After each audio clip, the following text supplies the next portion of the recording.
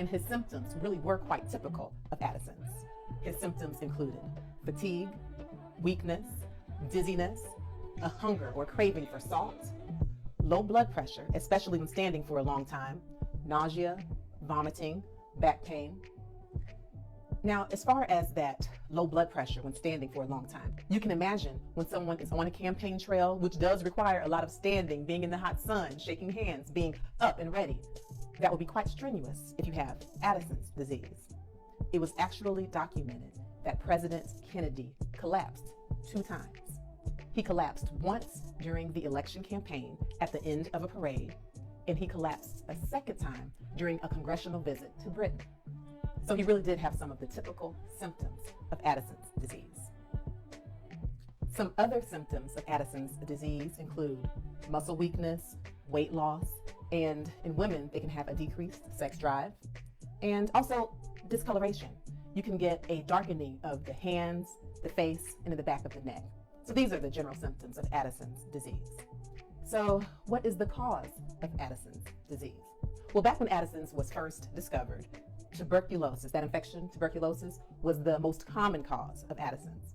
Now, however, tuberculosis only accounts for less than 20% of cases of Addison's, and autoimmune disease accounts for most of Addison's disease.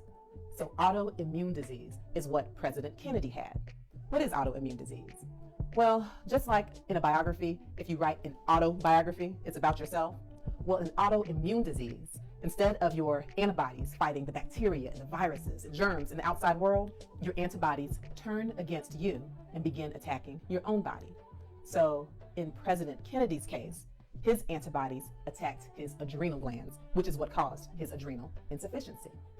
Another thing that happened early on in the 1960 election, when Lyndon B. Johnson was John F. Kennedy's opponent, he too had heard that JFK was sick.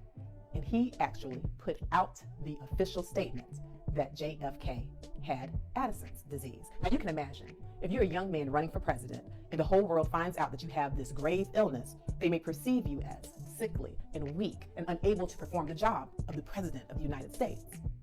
So what did JFK's team do? Well, the Kennedy campaign actually got Kennedy's physicians to put together a very clever statement. They put out a statement that stated, John F. Kennedy does not have Addison's disease caused by tuberculosis. Well, this statement was not exactly a lie, because JFK did not have Addison's disease caused by tuberculosis. He had Addison's disease caused by autoimmune disease. So again, even back then, they were spinning things in politics, but guess what? It worked. The entire story was dropped at that time, and the rest is history. But yes, tuberculosis now accounts for just a small cause of Addison's disease, and most patients have Addison's because of autoimmune disease. Interestingly, President Kennedy had some other illnesses related to autoimmune disease. He had thyroid disease, which likely was caused by autoimmune disease. He also had ulcers and colitis and chronic diarrhea, also speculated to have been caused by his autoimmune disease. He also suffered from recurrent urinary tract infections, which could have been because he was on large amounts of steroids chronically, which could suppress his immune system.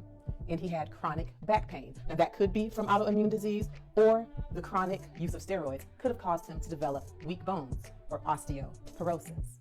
Another thing that was reported in his medical records, mood swings. Now, the mood swings were only reported to be severe, maybe twice. And for a very, very, very short course, he took an antipsychotic. But again, his records show that that was just something that happened no more than twice. But patients who are on long-term steroids can sometimes develop mood swings or roid rage even. An important note to anyone who's taking steroids, not just if you have Addison's disease, if you're taking long-term steroids, it's important that you don't just stop the steroids cold turkey. You can't just stop taking steroids all of a sudden. You have to taper them down under the direction of your doctor. Why? Because if you're on these steroids long-term, then your adrenal glands, even if you don't have Addison's, will start to work, at least temporarily, a little less. So if you just stop taking your steroids cold turkey, well then you can go into an adrenal crisis where you can get all of those symptoms of Addison's disease, and it can even be fatal. So for all patients taking chronic steroids, don't stop those things unless you have the direction of your physician. They have to be tapered. So what is the treatment for Addison's disease? Well, if your adrenal glands are not making the hormones that they're supposed to make, the treatment is to replace those hormones, or at least with something that acts like the hormones. So in the case of Addison's, the treatment is to give steroids. So JFK's medical records reveal that he was taking hydrocortisone, which is a steroid. He was taking prednisone, also a steroid. He took fludrocortisone, and he also took testosterone to help to cut back on muscle weakness or weight loss or atrophy. He took vitamin C as well, and because he had thyroid disease, he also took thyroid replacement hormone. In addition, for part of President Kennedy's treatment, he had to take pain medicine. He had chronic, excruciating back pain, and so he would get lidocaine and procaine injections in his back. He also had recurrent urinary tract infections, and so he took antibiotics quite often as well. Another thing, he had allergies. So that man was on allergy medicine. It's just really something to think about that statement he once made, that he was the healthiest candidate for president in the country.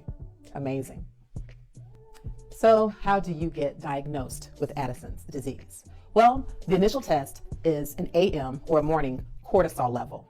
If this level is low, there are then follow-up tests to find out the source of your adrenal insufficiency. One interesting thing about autoimmune disease, which is, of course, why JFK had his Addison's disease.